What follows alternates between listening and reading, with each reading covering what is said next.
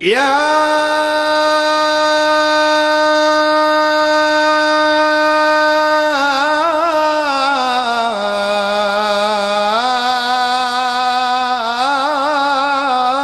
رب،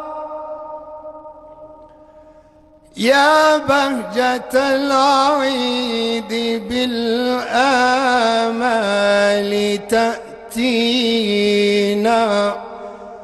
بعد الصيام، وفضل الله يكفينا، فسنة الله في الأيام ماضية، وسنة الله تسعدنا وتهدينا.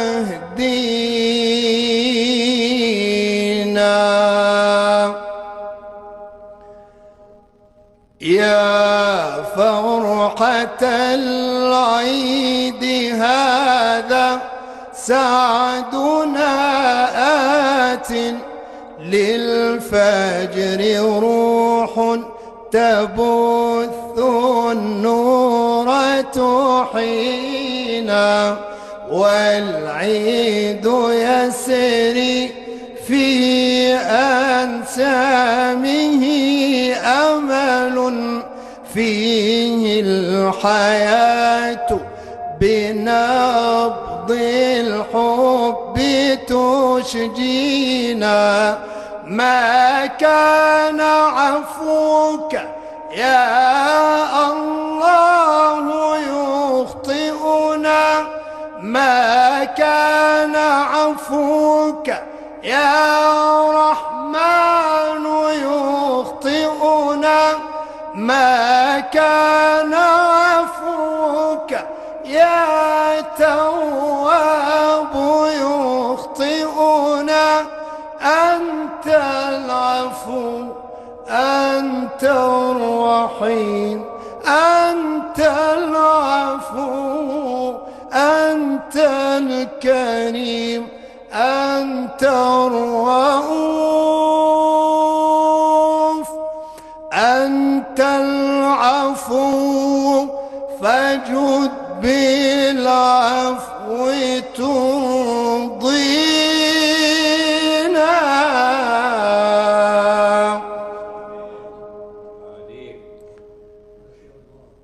يا رب، يا رب رحمك في الدارين تسعدنا، عطر بفضلك في جود ليالينا. يا رب صلِّ على العدنان شافعنا يوم اللقاء، ومن كفيه تروينا.